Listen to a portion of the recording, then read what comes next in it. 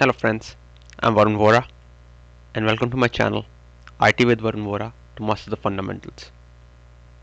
Friends, as we move forward in our ITGC journey, where we have completed all control areas under logical access and change management ITGC categories and already started information security ITGC category where we have covered vulnerability management control area and also started patch management control area where we have so far covered patch management testing for Windows Server. Today we'll understand how to test patch management for Linux and Unix Server.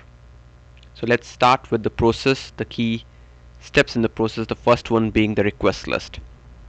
So for patch management testing, what we need is the deployed patch history for the Linux or Unix server for the assessment period, which can be anything like 6 months, 1 year, and so on.